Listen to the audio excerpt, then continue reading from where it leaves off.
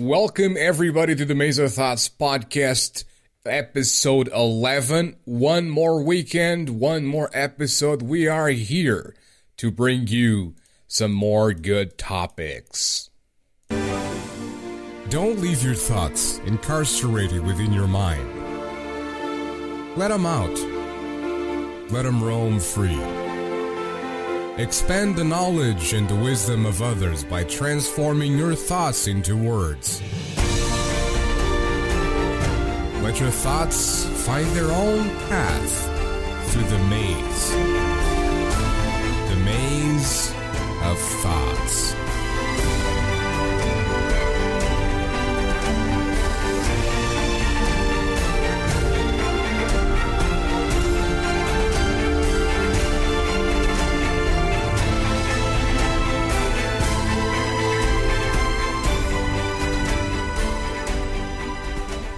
Alrighty, and here we are back again. Welcome to the Mesa Thoughts Podcast with controversy, heated debates, in the best company on the internet. And with me is Misnomer. Hello, how you doing?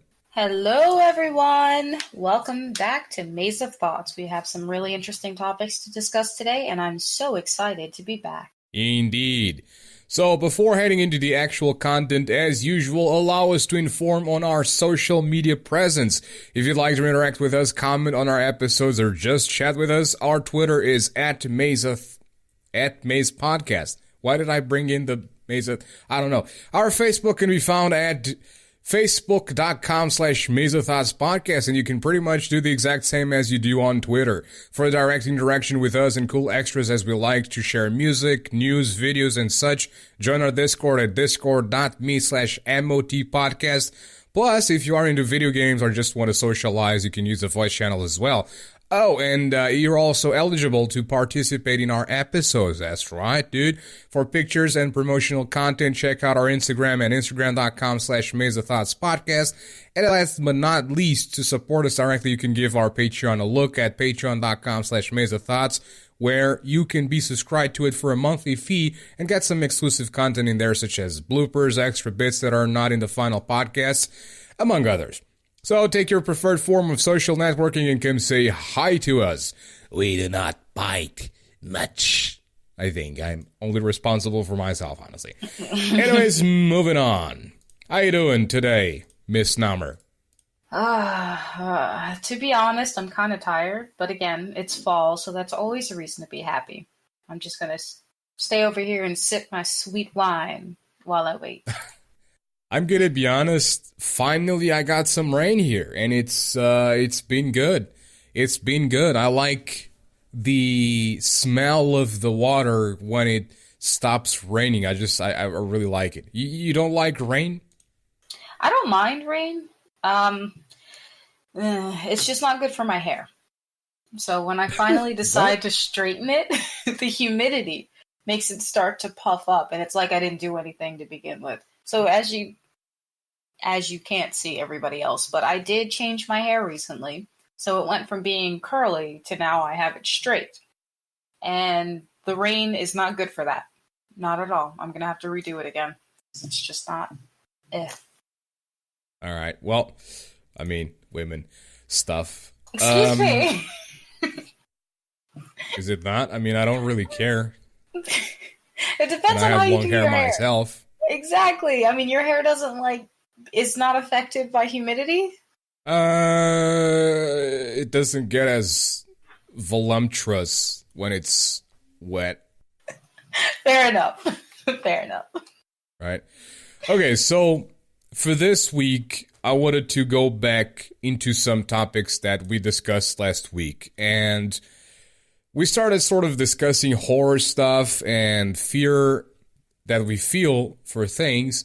However, I didn't really discuss much for myself, which is kind of stupid because I actually introduced the topic. And then I was like, okay, well, I mean, I just, I don't remember anything. Just like, I don't, dude, I'm a fucking male, man. I'm not afraid of anything, huh, homie? But yeah, today I wanted to bring some things that I actually thought about. And actually, I don't know if it's necessarily like fear or phobias or anything like that, or something that really like makes me feel horrified. But it's things that sort of unsettle me to a certain extent. One of them is thunder. Oh. Believe it or not. Oh, really? Yes. I'm probably the only metalhead in the world who doesn't necessarily like thunder, which is kind of might be embarrassing. But just a little bit. Just a little bit. Whatever. Because it's I don't know if it's something like the noise of it, and because I have tinnitus, I'm oversensitive to the noise, or some traumatic experience that I had in the past. I don't know what it is, but it just unsettles me. Like, I think it was 2 days ago, for example, and there was thunder, and immediately I just shut down my computer. I forced freaking updates on it that I hate to do, because Windows forces updates and ruins the whole freaking computer. And yeah, I mean, just like, it unsettles me, honestly, you know? I mean, it's just the loud noise. And I study electricity. I know I'm most likely not in danger. So I know that when the lightning shows, when there's the flashing, and nothing's happened, then it's all good. So yeah, and also there you have all the high voltage, towers around town and things like that are most likely to attract lightning than an actual, town. But the sound just unsettles me, which leads me to the next one, unexpected noises. I'm really sensitive to unexpected noises. That's interesting. By unexpected noises, I'm talking about, again, thunder. Another one is, for example, a car honks in the middle of the street and I just don't expect it and I just jump. I remember being at the bus station and the bus just, oh my God. What the fuck, dude? Yeah. You also might be really just in tune, or what is that called? Sensory overload for different things. Do you have anxiety or anything like that? A little bit of social anxiety, I would say. Okay, so that sounds to be a factor in that, because people that have any form of anxiety really tend to be hypersensitive, especially to auditory responses or any kind of stimulus that's sudden or unexpected, because you're constantly on high alert where you're like, anything can happen at any time. But the irony is when something does happen, you're just like, oh God! Mm-hmm. So no, I'm not really expecting anything to happen, but when it happens, it's just like, I'm, again, not expecting it, and I just jump. But, I do get that point of the anxiety deal. Yeah, makes sense. Yeah, I don't think, you're not conscious of it. Anxiety is something that just kind of happens. It's not like something, oh shit, I'm anxious, I'm having a day. Some people are. Yeah. But no, again, another perfect example is when I go, for example, buy tobacco or something, I go through the street, and then there's like 2 dogs, which I already pat when I get drunk, and I'm like a hero and I don't fear anything. And I just like, what's up, dog? Yo, come here. You should keep barking at me. I don't fear you. Come here. But when I pass through there and the dog's just like all of a sudden, and I'm like, okay. And I jump. I'm not afraid of the dogs. I just jump because I'm not expecting the freaking barking. Oh yeah, it's just a loud sound is unnerving. No, It could be my tinnitus, because my tinnitus did make me oversensitive to audio. Okay. Which, that I don't makes know, a lot of it sense. could be a thing. Or it could be some traumatic freaking experiences in the past. I don't know, dude. It is kind of weird. Another thing, which, again, it could be, since you mentioned anxiety, it could be that. It's touching. If I am not expecting it, I jump. Or I just do like a little reflex, like, oh, what? And this happens many times when I'm just like sitting at the cafe having a beer or whatever, and I'm by the balcony. Is it balcony or what is it? The counter. Oh, okay. By the counter, and I'm just having a beer or having a drink or a coffee or whatever, and someone comes over and just just puts their hands on my back or on my shoulder, and I'm like, wait, what? What's up? Oh God, is that do people just do that? Like walk up and touch you that you don't know? Not that you don't know, but it's not anything dangerous or anything like that. It's the normal thing to touch other people. I'm not saying they're just gonna go there and just grab my butt. I'm not talking about that. I'm just saying just a little pat on the shoulder. Okay, no, I'm because you don't do that in America? Not really. I mean, if we don't know a person, like, you know someone, you come to them. It's like, what's up, man? No, if we know them, yeah, of course. No, I'm talking about like just in a random situation. If you're in a space and then someone just comes up and touches you, like, "Hey, how's your day?" It's one of those things where you turn, you're like, "Who are you? Like, do I know you?" kind of thing. But if it's someone you do know, yeah, you don't mind it. I mean, of course, if they come out of nowhere and you're not like aware of their presence, and they just come up and say, "Hey, buddy," slaps you on the back, you're like, "The fuck? What? Hi, jeez, how you doing?" Yeah, it happens a lot to me because I'm fat, and people are like, this guy can endure it. Bam! It's just fucking slap in the back. And it just goes through the whole room, and everybody hears it. Because sometimes when I'm wearing my leather jacket, it's even worse. Like you're hitting drums. Yeah. Oh my God. Oh no, I don't know. I'm just like, I'm selectively touchy. So even if someone knows me, I don't expect you to just come up and touch me. So I probably jump too, because I'm like, whoa, what's happening? Hi, how are you? Right. But I initiate it. Me. If I want to touch you, I'll come over, hey, or how you do? Like I'm the one. So if you initiate, I'm just gonna look at you like, no, you gotta ask me. What you want? What do you want here? Right. I mean, yeah. Again, you do make a good point with the anxiety deal, because again, I'm not trying to go sob story here, but I've spent a lot of time by myself, just like growing by myself, because as a child or as a teenager, basically, because my grandmother died when I was quite young, at 12 years old, and she was basically like the pillar of the family. So therefore, my grandfather was like a truck driver. So again, therefore, he was most of the time out of the house. So I kind of was by myself. And then at some point, I just didn't really like the people I was hanging out with. So I just kind of isolated myself. Mm-hmm. And that could be a cause of it. Yeah, you're not wrong. I mean, yeah, and since you're not really around people as much, you're not used to people like coming at you like that. Yeah, because you have your solitude. No, I completely understand that. Like, because I do remember when I was in social interactions constantly when I was doing my course, I do remember that, because like it happens so often that you just get used to it, and if somebody just like pats you on the back or just holds your shoulder and is like, you're yeah, what's up, dude? How's it going? Mm-hmm. Yeah, but we do a lot of touching here. It's not like touching as in sexual stuff. It's just friendly touching. Mm-hmm. Actually, in my my American Sign Language class, that's something that I learned is a big part of deaf culture, is that they expect hugs when they see you. Even if they're just meeting you for the first time, they're going to come up and they're going to be like, oh, hey. And like, it's polite to reciprocate that hug because it's expected within the culture to hug people.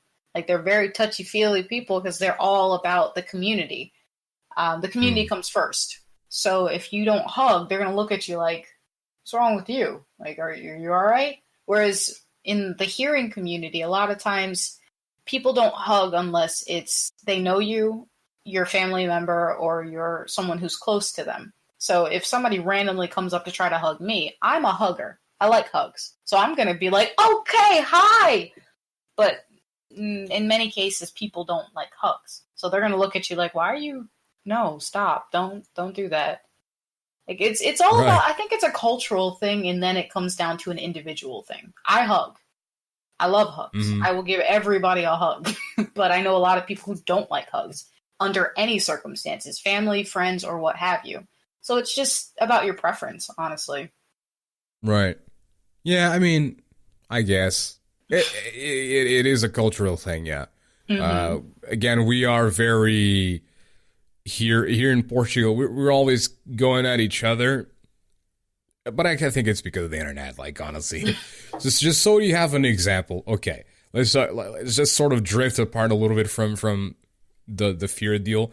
Mm-hmm. So, basically, there's this guy who went on TV, national TV, and he talked about something that was quite controversial. And he said that, or I don't think it's necessarily forcing, but kind of what's incentivizing children to kiss their grandparents is violence, he said. Oh. You agree with that? No. I mean, I don't see it as violence. I see it's a violation of consent, but I don't see it as a violent act, no. I mean, I think I know what direction you're going in with this. It's forcing someone to do something that they don't want to do, which goes against consent, and I guess could be considered violent because you're forcing. Like, you don't give them a choice in the matter, so they have to go along with it. So I just wouldn't use the word violent, because that's not what I associate with violence. It's more of just, it's a violation, but it's not violent. But continue. I want to hear the rest of this. It's, again, back to the beginning of it, is that he got a lot of hate, especially on social media, because, again, it's uncontrolled, it's free, and you just do whatever the hell you want on social media.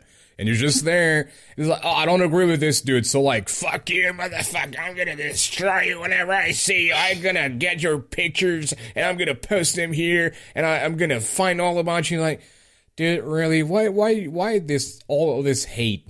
If you disagree with him, just disagree with him.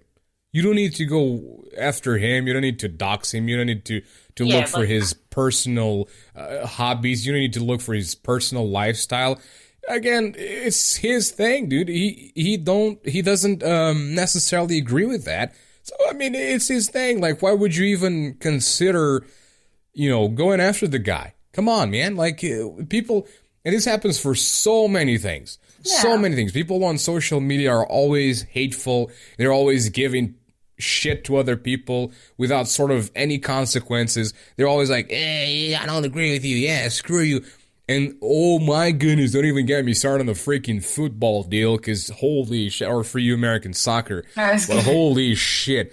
I think it was like last month or 2 months ago, somebody actually killed someone on account of like football teams. Oh my God. Dude. Yep. Oh. It is that serious here. Yeah. No, I've heard. Like, I'm not a big football or soccer fan for that matter. But when it comes to American football, it gets pretty intense, but not nearly as tense as the international prestige that comes with like soccer/football. So no, right. I understand that. Like, that's people stake their lives on these games, and I'm kind of like, why? That's because this culture just isn't. It's just not what I'm a part of. So from an outsider looking in, it's something that I just shake my head at. Like, why do you get so invested in something that you essentially have no real stake in? You're not playing the game. You're not paying for the athletes. Like, your investment is purely on whether the chance that this team you kind of pay not. For them a little bit because you can become an associate with the club. Okay. You get a card and everything, so yeah, you kind of pay for it. Okay, but I mean, it's essentially and by gambling. Attending the games, you kind of also pay for the thing.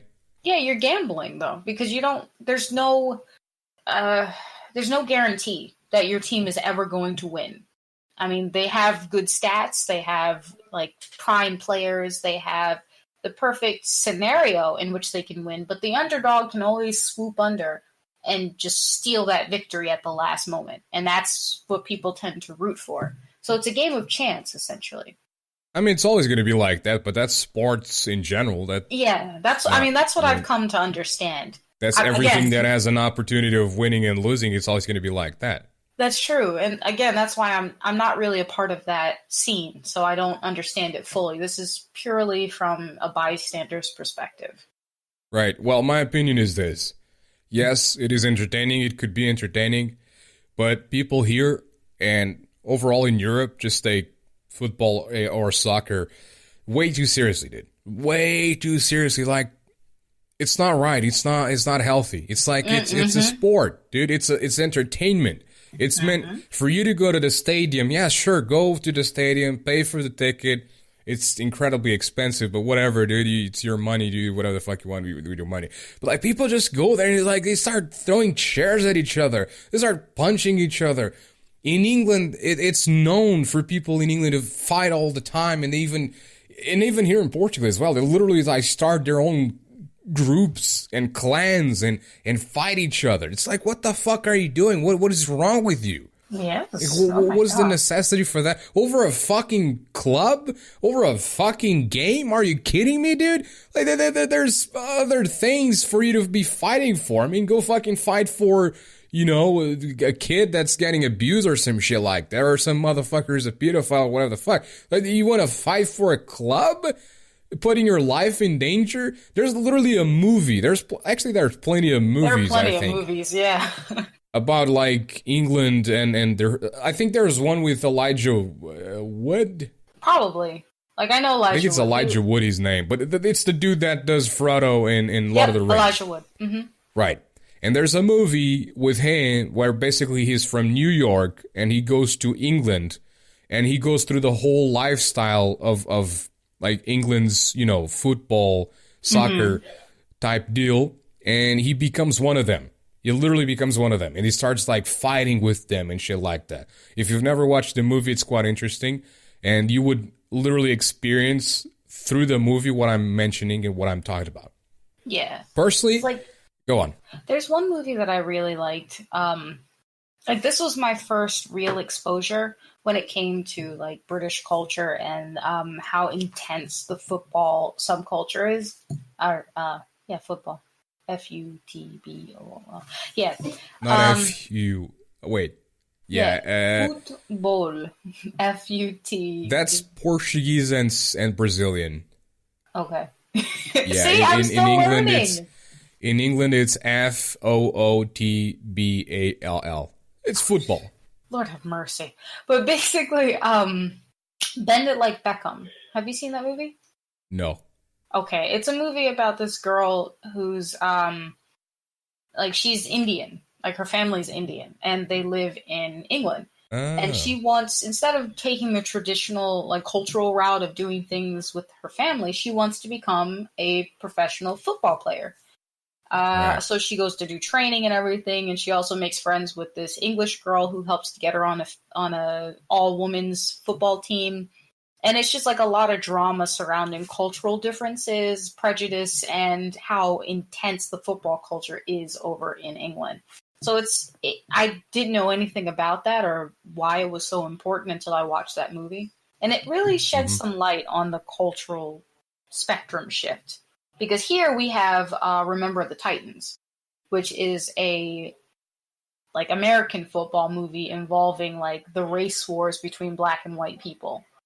And just the cultural differences and how a football team can bring people together and become like their own family in the form of camaraderie. So it's just, it's fascinating. Like, from these movies, I learn a lot about just that shift, the social shift that occurs between people and their love for sport. I don't have that love, but I can dig people coming together. I think the greatest American football movie that I saw was, I think it's Adam Sandler. He goes to jail and he just starts like... I know what movie you're talking. Waterboy. He has that dude from WWE, the massive dude, Egyptian or Indian or whatever, one of those countries. And it's, they just like, I think they play against the cops. They play against the prison guards. Yeah, Waterboy. Yeah. Wait, is it? It's Waterboy. Yeah, because he starts off as he's, mentally challenged, and they put him on the team so that he could serve them water. But it turns out that he uses Waterboy, hold on, maybe it's not Adam Sandler. But Waterboy, he's kind of, mentally ill. He's slow. Or slow, right? Mm-hmm. And basically they just put him on the team to try out. What I'm talking about is like literally a movie where I don't remember if it's Adam Sandler. Maybe it's someone else. No, it's Adam Sandler. But he goes to jail, basically. Maybe it's not Adam Sandler. Maybe it's someone else. Hold on, let me see. I'm gonna look up Waterboy because I want to know. I know I saw Waterboy a long time ago, and I was I saw Waterboy too, and he doesn't go to jail at all. I think he just gets into a football team and starts doing his thing. But yeah, this is true. There's this one movie which has, I don't remember his name, Khaled something or whatever, but he was a dude in WWE. He was like one of the tallest freaking dudes there.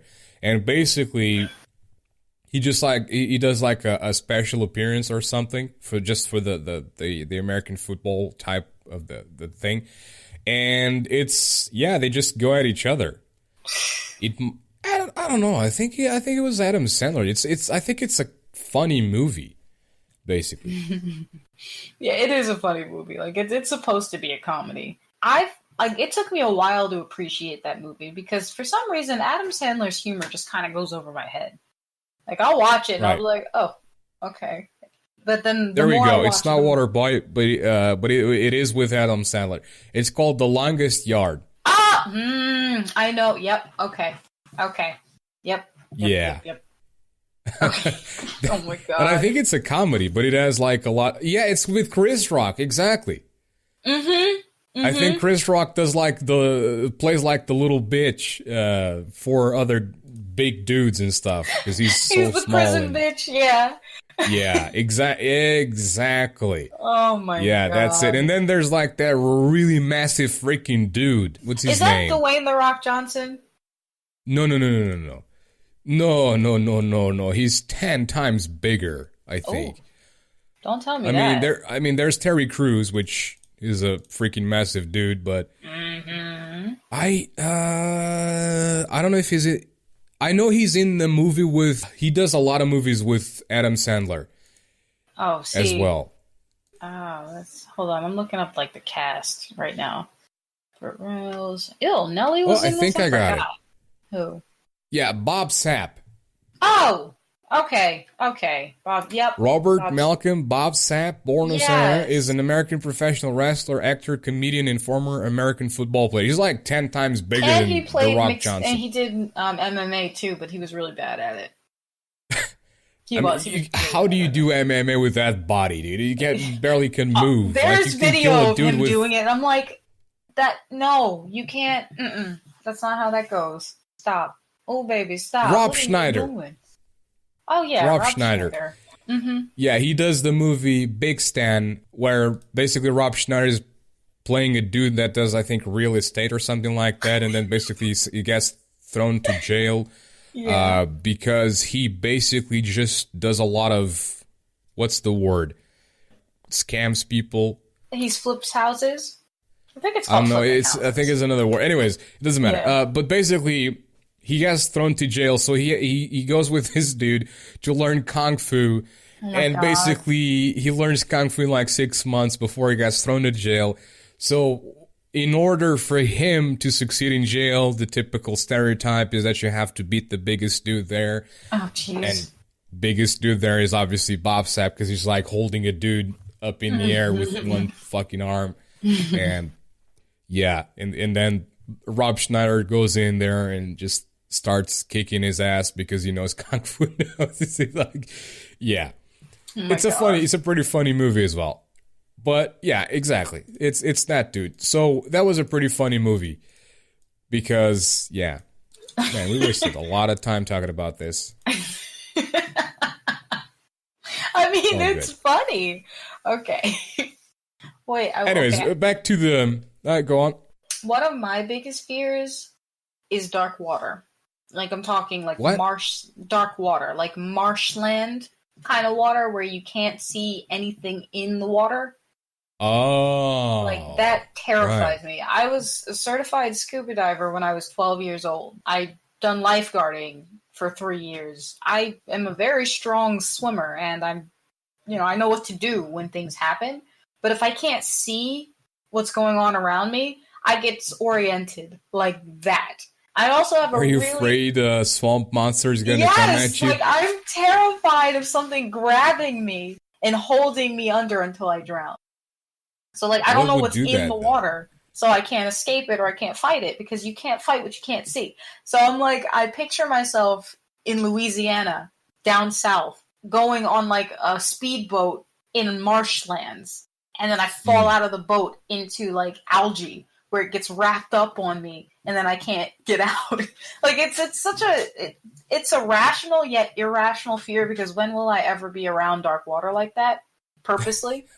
Never. But I It's don't a, like dark water. Like lakes that are too dark, ill. If I see too much algae in there, I don't want anything to do with it because I'm terrified of getting tangled and drowned.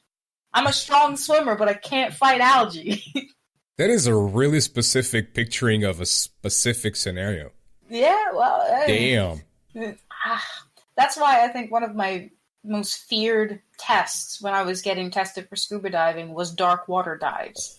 Because night dives. Because we're required to dive at night with just a flashlight and navigate a wreck.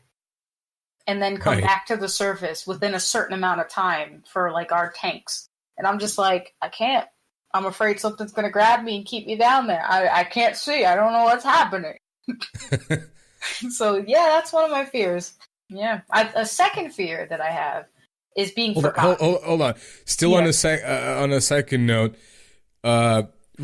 remember when I told this story, like I think it was the second episode or third episode or something, and I told this story about basically when I got really drunk and I fell in the lake. Mm-hmm. Passed out, basically, it was dark water. I hate that. I know, like, ugh! I was so terrified for you when you told this story, because I'm like, is he gonna get... I mean, obviously you survived, because you're here. It was a lake. It was the smallest lake of all. Oh, but no. I just fell into it. I could have died. Yeah, I could have drowned. You could have, because you were drunk. And no, I passed out pretty much, and I woke up in the lake. No. But... Oh, my God. Go on into your thing. I just wanted a side note to just mention that it was dark water. So yeah. Oh God. Second fear is being forgotten or losing my memory, like having amnesia of some kind. Because forgetting, or because a lot of people actually fear being forgotten. Like both. They don't matter to people anymore. Okay. Both. Yeah. Like if have you seen the movie Eternal Sunshine of the Spotless Mind? Oof. With Jim Carrey? I don't think... is it an old movie? It's like in the early 2000s. I might have seen it, but I don't remember. That movie hurts my soul really fucking bad. Because basically, Jim Carrey and the main lady from Titanic, the woman who played Rose, I forgot her name. They're a couple. Like, he's a really straight-laced office man, and she's like a free spirit kind of hippie chick. And they meet by chance and develop a relationship. But then the relationship starts to go sour, where they start having fights all the time, and then out of nowhere, she doesn't remember him anymore. And he found out that she went to this clinic because they had some kind of really bad moment where she was in so much pain from what happened, she didn't want to remember anymore. So she went to this special clinic that specializes in erasing memories. Like, you select what you don't want to remember, and then they send a specialist in to remove it from you completely. It wipes your mind.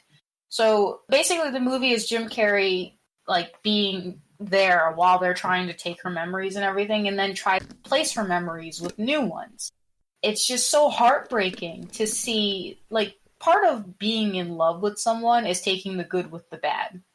So, if you could just decide you didn't want to remember the bad anymore, or forget about that person altogether so you could start a new life, what's the point of falling in love if you could just erase it whenever you want to?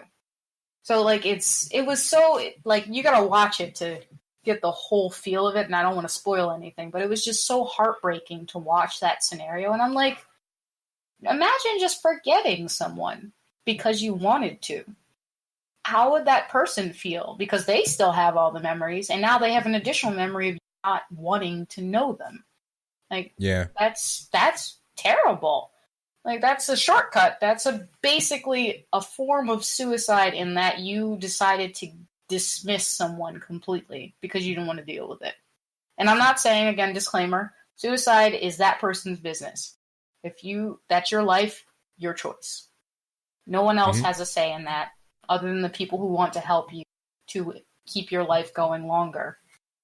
But as far as getting rid of memories so that you don't to remember someone, it's horrible. Or if you don't remember the person you're in love with. So you see this, like that Adam Sandler movie, 50 First Dates. Do you remember that one? I think it's Drew Barrymore. With that, the girl from Charlie's Angels, yeah. I hate that movie. I hate it. It's supposed to be a romantic comedy, but it breaks my heart every time I watch it because I'm like, imagine keeps on having trying. amnesia.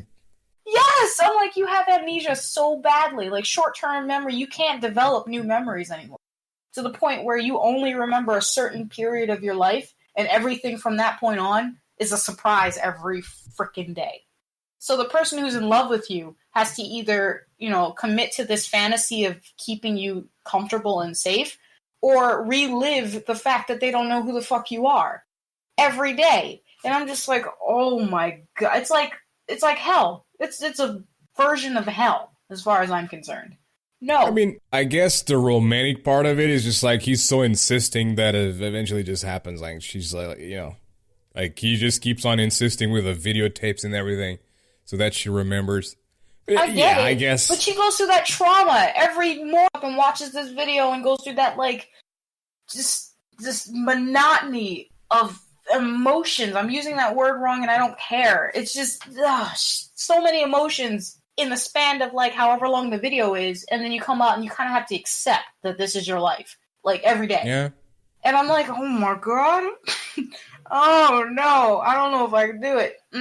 Oh, so wouldn't it be better for him to move on? I mean, it would be better for both of them to move on. I don't know what she's gonna do, and this brings me to like the people I work with. Like I work with seniors, and some of them have a form of dementia, and it's terrible watching the families try to help their loved one, and while their brain and memory is slowly deteriorating to the point where they don't even recognize themselves anymore. And it's such a terrible way to go. Like it's really, really heartbreaking to watch for everyone involved.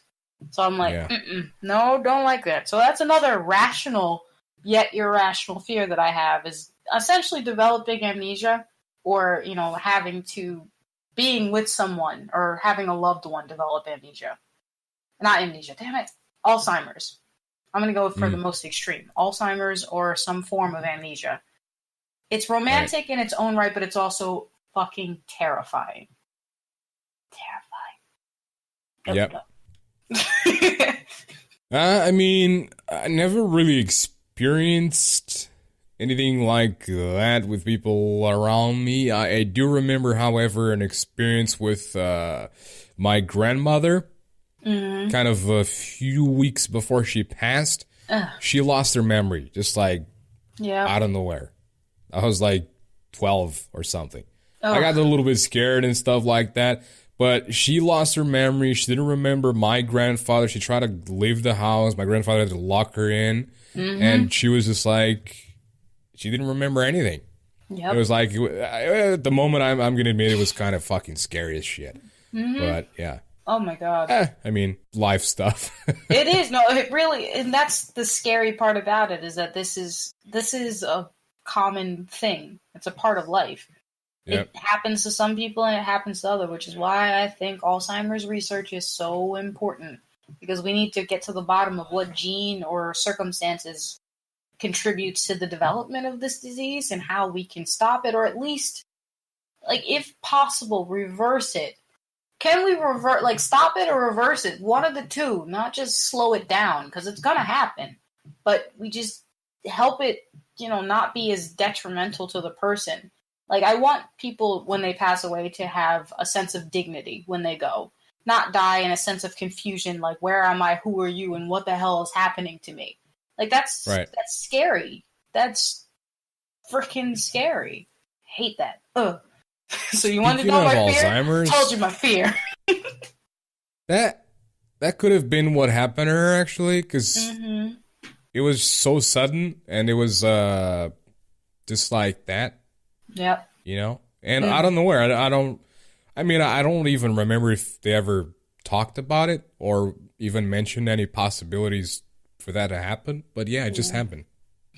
And it happens like that. Like different stages of dementia and Alzheimer's happen pretty rapidly. Like one for a number of years, someone could be fine and maybe just, maybe forget where they put their keys once in a while, or, I was supposed to take my medicine and I took it twice the same day. Crap, I shouldn't do that.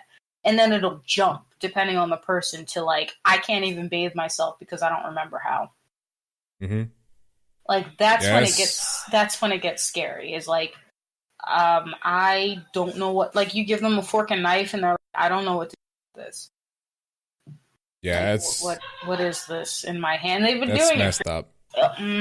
I've seen different levels of it, and it's pretty terrifying. Yeah. I don't wish that on enemy. It's not fun to be an old person. No, it's not. No, it isn't. It's not fun.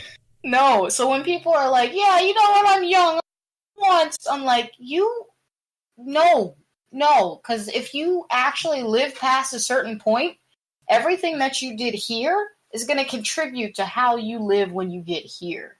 So, stop before you develop like osteoporosis or some freaking diabetes or heart failure. And then you get like leg cramps and varicose veins. Like there's so many things that you need to take care of when you're younger in order to help along as you get older. Old age is not a joke. Old age is scary. So put yourself in the best position to be the best old person you can be. Because goddamn, I've seen some all of stuff. them which I have not done. So start now. Now's the time. It's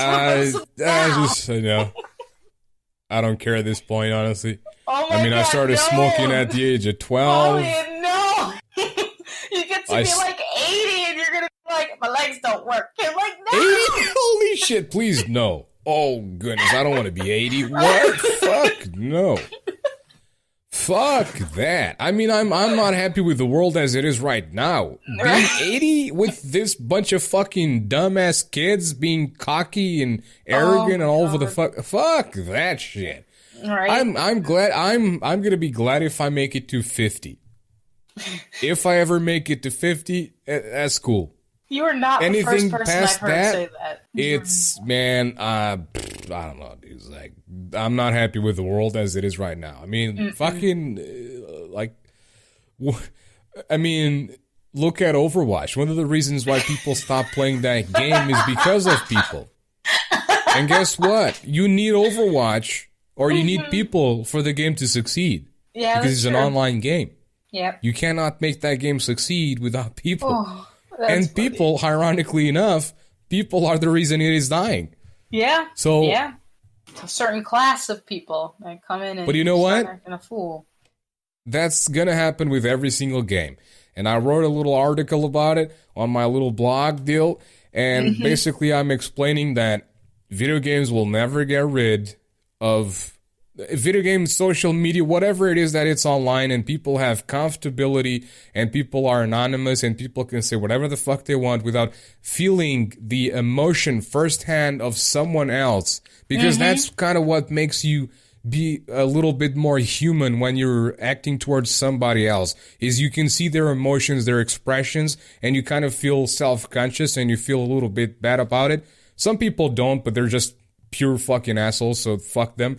But, most people that I've ever encountered, whenever I said something that could be, considered mean to them, it felt bad, dude. Like, you see their expressions and you see how bad they feel, and it's like, fuck, man, I just fucked up, dude. Goddamn. But, hey, you know what? That's kind of one of the things that internet needs to solve for the world to be better, is there needs to be consequence when people act that way. And if there is no consequence, people are always going to do that sort of shit. They're always going to be disrespecting each other. They're always going to be like, it's never anyone's fault. It's always someone else's fault. If you play badly, it's not your fault. It's your team. Like, there's literally this dude who makes videos on YouTube about Overwatch. His content has kind of pretty much like stagnated at this point. He just doesn't know what to do anymore. However, it's like he has this video of basically it's like coaching and stuff. But basically he's like got a tracer that shares a video of a game of that tracer playing, and the tracer says in the email, sometimes I pop off, but my team doesn't follow up. And you see the video, and you clearly see that the tracer doesn't do shit. Even the enemy team ignores the tracer. Dang. That's how, there's one point in that video where the tracer gets shattered by Reinhardt, and the enemy team ignores the tracer. Like, dude, you're not a good tracer if the enemy team are ignoring you. I'm not an insane tracer. If I was an insane tracer, I would be top 500. But I'm not that bad of a tracer player either, because I've made several teams not only swap off certain support heroes, but they go Brigitte to sort of counter Tracer. And not only that, but they also go McCree to counter Tracer. That's 2 counters for Tracer. And I'm proud of that shit. Mm-hmm. That Tracer didn't even fucking do... she gets shattered. It's the most vulnerable target. She only has, at this point, 130 HP. She's right there laying, stunned, on the ground. And it's the most vulnerable... I'm not talking about sexual shit. It's purely killing and destruction in the sake of Overwatch world stuff universe. Mm-hmm. This is just a disclaimer. But there she is. She's vulnerable as fuck. Reinhardt could pin her. Or not even that. Reinhardt just needs to swing his hammer once, fire strike, boom, she's dead. Yep. That's it. It's that easy, dude. And they don't really do anything. But, it is one of those situations where people are to blame, or are the ones to blame for many, many things. Well, actually everything, pretty much, in the world. Actually everything. I mean, everything that happens badly in the world, we are the ones to fucking blame for it. But, yeah, I mean, the internet could be a beautiful fucking place for so many things. It could. Other people to meet other people. But then you have all the corrupted fucking minds coming over, and you have a meeting website. Boom, there's a corrupted piece of shit fucking catfishing somebody, playing that they're a fucking girl, and they're just trying to get money out of that shit. And it's like... I mean, yeah, sounds about right. I'm going to tell a story, which I'm not very proud of, but hey, when I was in England, I tried that matching type deal site stuff. Yeah. And then I found one called shagagamer.co.uk. What the hell? And I was like, let's check this out, I guess. And you create a profile. Of course, the website is constantly throwing at you, hey, pay for a subscription if you want more quality, if you want to find more people, if you want to message them, if you want to exchange pictures. It's like, really, dude? Really? You're going to force a fucking subscription on me to find fucking pictures and shit? Come on, dude. And then there's this girl, air quoting, girl, that contacts me on there with a message. And I'm like, hey, what's up? And apparently she lived in London or something, and she was available, and we exchanged some emails after, because, again, I'm not going to pay a subscription for this bullshit. And then we started, exchanging emails, and she sent me emails with pictures, not necessarily, full-on nudes, but it was, trying to sort of, incentivize and suggest that sort of stuff. Going. The intrigue. Right. And basically, there's one picture there with a link. Oh. And I'm like, is this a picture from a club or something like that? So I went on that link, because I'm a fucking detective when it comes to this type of shit. So I went on that link. Turns out that person in the pictures was a Canadian independent porn star. Male porn star? No, female. Oh. So I carried on. I knew about it, but I carried on with the emails. You're like, well, you know what? Jackpot. No, not because of that. I carried on with the emails because I want to see what this person has to say now. You know, I want to get more out of this. I want to see what the fuck is this? What is this about? So at some point, there's a link in the emails. And apparently it's an email for you to get sort of certified to have safe sex, basically with strangers. And I Googled that shit, right? I mean, I read the email and it's like, wait, what? There's a thing like that? And I Googled that. And I'm like, no. You want me to go on this email so you fucking find my IP and track me down and shit like that? Yeah, I'm not stupid, motherfucker. I'm not stupid. I wasn't born yesterday. I'm not a fucking 18-year-old stupid ass ignorant fuck who just comes here to try to have sex because he's as meaningless as taking a piss nowadays. So yeah, I'm not that stupid. So basically what I did was, I tried to fucking find a little bit more information about this whole deal. I was like, what is this about exactly? Like, what is this? Explain to me. And it is like, it's just a formality that we have to go through and have sex with strangers and know that they're not predators or something. And I'm like, all right, dude, you know what? I don't know if you're a dude or a chick or whatever the fuck you are, but here's the deal. I'm going to keep these emails and I'm going to be contacting the police with further information. So it pretty much stagnated there, but I sent that email. Just feel good about myself. Well, I mean, that's one way to do it. At least you practice safe internet etiquette.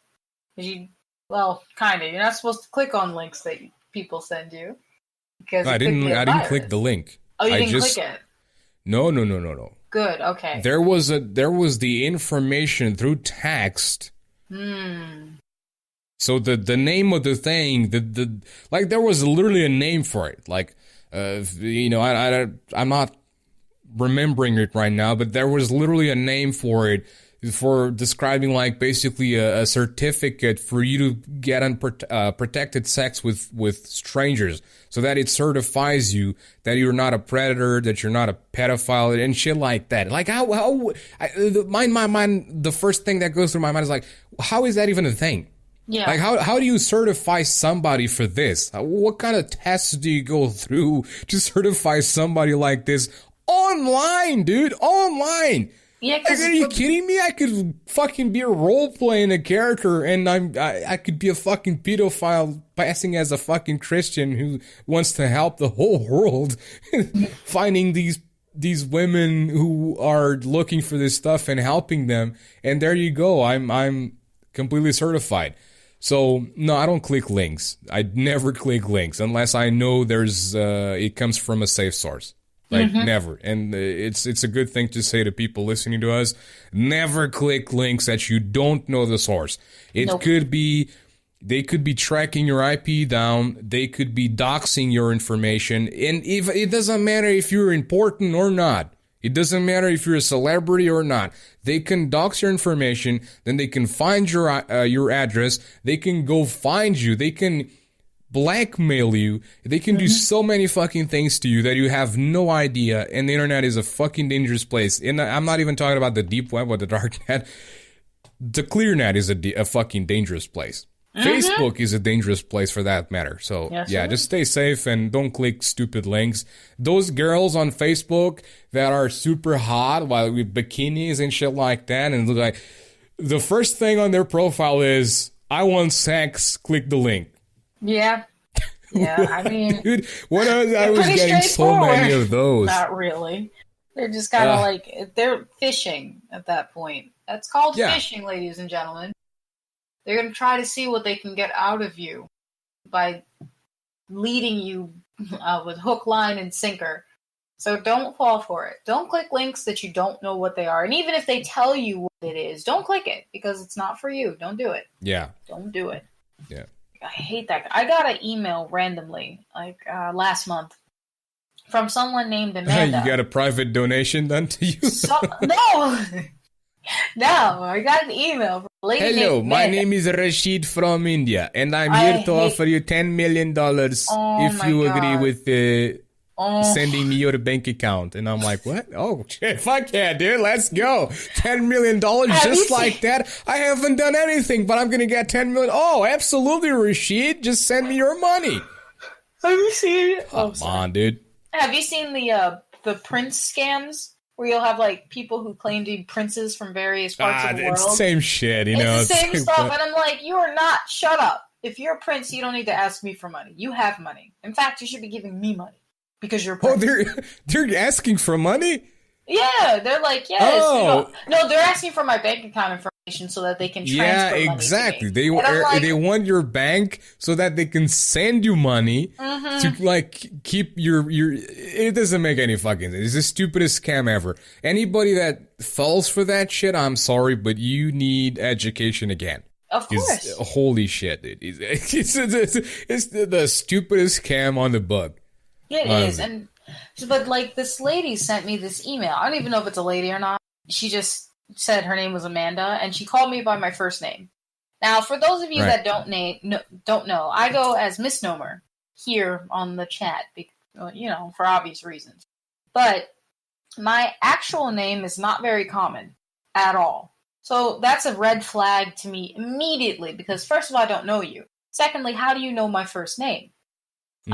This is weird. And then her message was even strange because she's saying, hey, I'm in your city, do you want to hook up? And I'm kind of like, hook up? Who are you? So I was like, hi, who are you?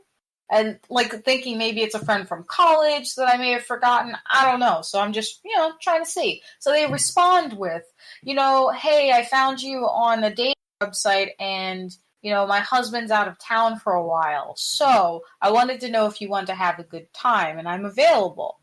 So, I'm afraid he'll check my emails, so click this link, and we can talk on there. And I'm kind of like, first of all, you're barking up the wrong tree, lady. I'm not a cheater, and I'm in a committed relationship with a guy. Thirdly, no. I'm not clicking anything, and get out of my email. So I deleted it immediately and marked it as spam because I'm like, they chose the wrong algorithm or whatever because none of that was appealing to me whatsoever. But I was just like, okay. So I actually have an email here. I have so many of these on my professional email. I have an email here that is also... It could also be potentially dangerous, so people on the internet, again, listen, they will try whatever the fuck. Sometimes they even try to play as if they are from Blizzard Entertainment.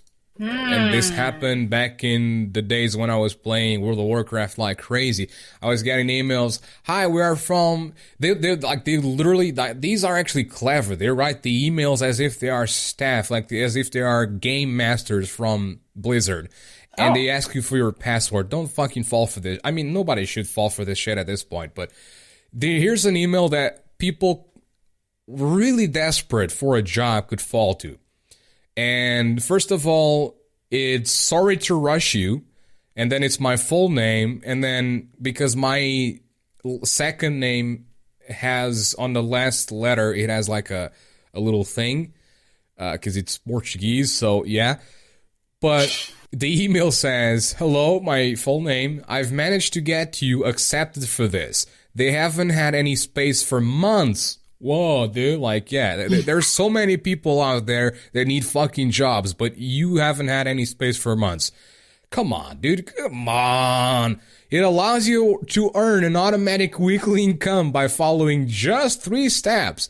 You even get paid $50 just for watching this short video that explains how it works. So there's nothing to lose. Just your information. Regards, Rosie, PS, watch the video and get your $50. Then I recommend you secure your position to start getting paid weekly. But hold on. I have so many of this. So many. And again, listen, one of the things, here's an advice for you listeners. It's very clear. The email is info@postal.cash. If you ever see a postal.cash sort of like domain, contact me because that's impressive. Anyways, so again, there's another one called Freelance Assistant, megan.phillips@freelanceassistant.co.uk. Exact same email. The exact same text comes on this one, right? Again, this is bullshit. This is all bullshit. You might think this is odd. Again, another one with the, hold on, this is another one. Susan Angwin, info@postal.cash. Same email as before. Hello, my full name. I've only got a few spaces remaining. If you're still keen to get started with the envelope filling work, please proceed and request your starter pack here. Yada, yada, yada, yada. Boom, boom, boom.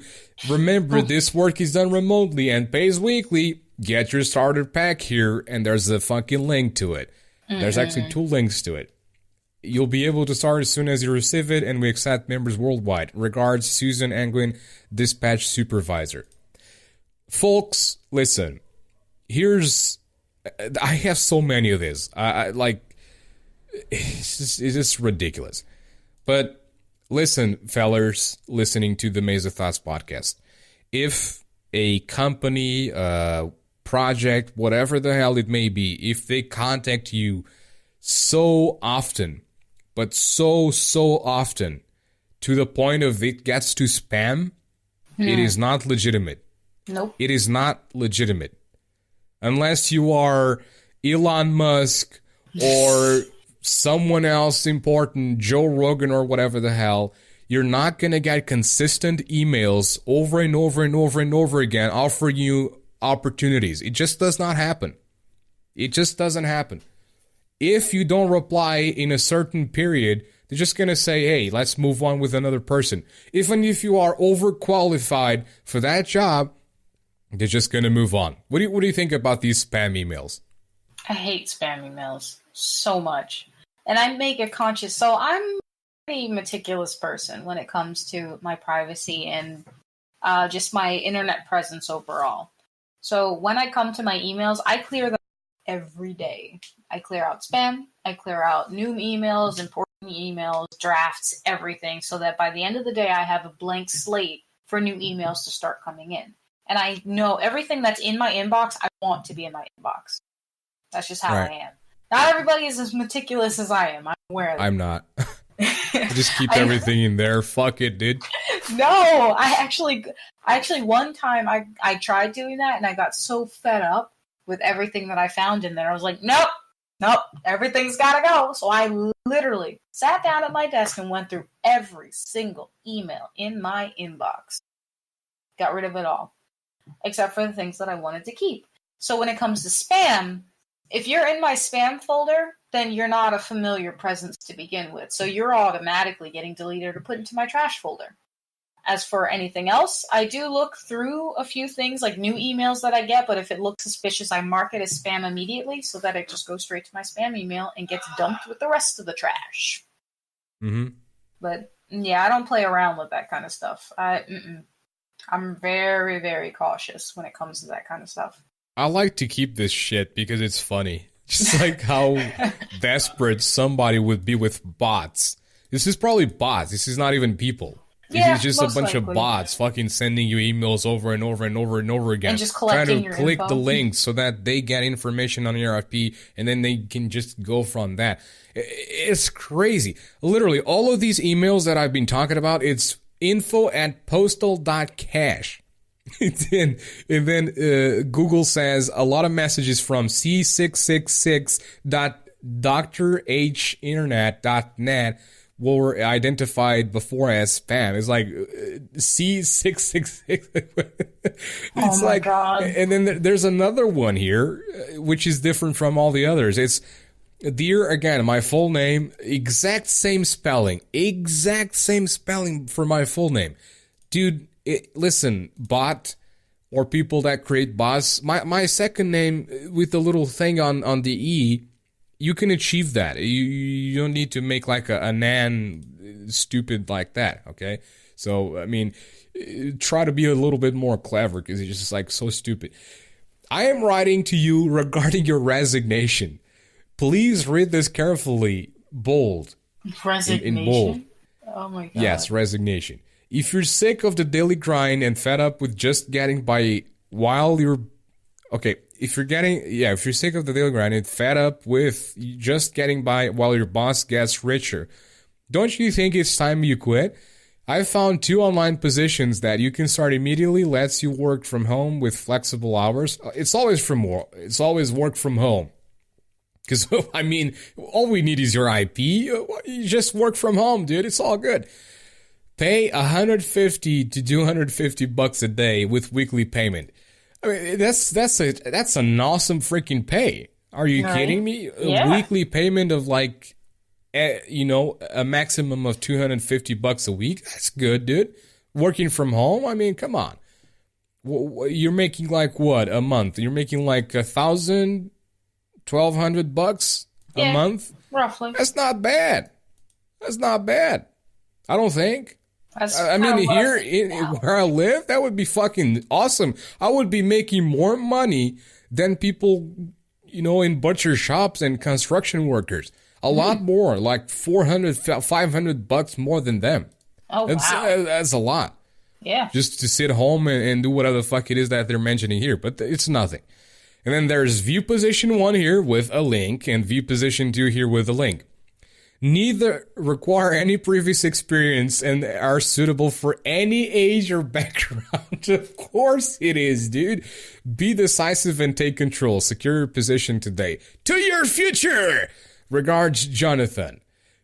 A PS, and there's even a PS. If you keep doing the same thing, you'll get the same results. Break the cycle and try something new. And then it's like the motivational little speech to sort of like, come on, man. Stop being your boss's bitch. Do something for yourself. Click the link and come work with us. Like, dude.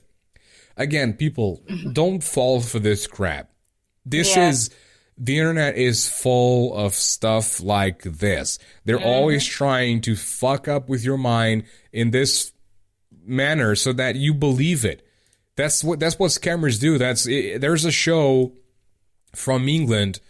I think it's like Con Man 101 or something like that. And they literally just go through a lot of fucking con and scamming bullshit that people actually do. And that they even dress up. All the things that you see in movies and shit, like people dressing up as the cable TV guy and shit like that, going to someone's house. That happens. We might think it doesn't happen, but that actually fucking happens. There's even one little thing there where it's basically they use a shredder. And the shredder has like a scanner to it. So basically, as it's shredding the paper, it's scanning the paper at the same time and sending the signal, sending the data of the sheet to like a memory. And basically, as the paper gets shredded, it gets scanned. So if you have a bank account information or something like that, the paper gets still shredded, so you're like, I mean, the paper's shredded. I shredded the paper. It's all good, dude. I mean, hell yeah, man. But the people have all the information. So, dude, it's fucked up shit, man. You're like, I bet you're like, a shredder? How the fuck did they do that? Yeah. That's if you get a shredder, make sure you fucking get an electrician or an electronics guy to go through all that thing. 'Cause yeah, people do that, man. Oh my god. Yeah, see, I get really just paranoid at everything because there are people out there that have the knowledge to hack into that kind of information and use it for their own purposes. So, like, public service announcement basically is just be careful what information you put on the internet and what information you accept from other people because they can use that however they want, regardless of your intention or what you're putting it out there for. So unfortunately, if you think it's private, once it's on the internet, it's there forever. Just there's no way to get rid of it because it's now added to the free information base that everyone has access to. So it's going to come up one way or another. Be very careful with the information you allow on the internet. That is my public service announcement for today. And it is, here's the deal. There's a lot of there's so many ways of tricking people into giving out their information. And there's a couple of ways you can sort of like go around this. One of them is a VPN. And again, listen, careful with free VPNs. Free VPNs can actually damage your information because they will actually sell your information. They will actually hold the web pages that you're using. They can use keyloggers. Keyloggers are basically like, I mean, I guess it has to be installed in your computer. I'm not too, I don't really know that much about it, but if I understand correctly, it's basically like a piece of software that you could be downloading from somewhere. And hell, it could even be in a video game that you might, oh, wow, this game is free and it's interesting, I'm going to download it. Again, don't download things from sources that you don't believe, because that game could that game could be installed, and as the game gets installed, it could have a keylogger. What a keylogger does is every time you hit your keyboard keys, it logs what keys you're hitting, and it sends the information to someone who controls the keylogger. So as you are inputting, that's why Google has the automatic passwords. That's why Google has that's kind of why Google sort of incentivizes you to use the passwords to be capped in your browser and your cloud, so that once you get your password inputted into your browser, it always remembers it. So when you log in, you don't need to input anything.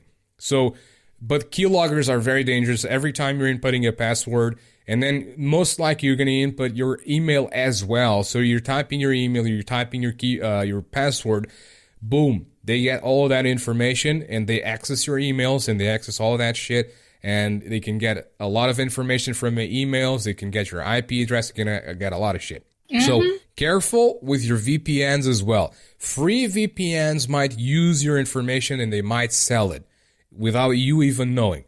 So web pages, websites that you're using, they might check all of that shit, and I might sell it. So again, I use Proton VPN, which is considered one of the best. It is also free. The only issue that it has, and it's actually kind of good because they just managed to find a way of kind of safely create a free VPN that people could use. But basically what they do is they slow your internet speed. So while you're using the VPN freely, they slow your internet speed. If you pay for it, then you get all the speed that you can possibly achieve from your regular internet. Oh, net neutrality. Where art thou, net neutrality? I mean, net neutrality is everywhere. Good. Especially in America. Not here, though. Yeah, that's what I mean. Like, you guys don't have net neutrality. I'm like, oh, it hurts. No, but the VPN is a good thing. And listen, they have to pay for the servers, they have to pay for the software developers, they have to pay for that shit. So I understand that they offer paid services. I mean, a VPN is a premium service because you could also use it for bad shit. It's not just a means of security, you could also use it to like try to find things. You could also use it to sort of like, a lot of people in Overwatch, for example, if they are West Coast, they use a VPN to be placed into East Coast servers, basically. So you can use that. Basically, by using a VPN, if you have a premium service with a VPN, you can basically tell your whatever service that it is that you're using, you can tell them that you are, for example, in Sweden while you're actually in Spain. Oh. So basically so the VPN sends your signal somewhere, and then the signal to the service, like the website or whatever, it's being sent from that server instead of being sent directly from your router. Does that make sense?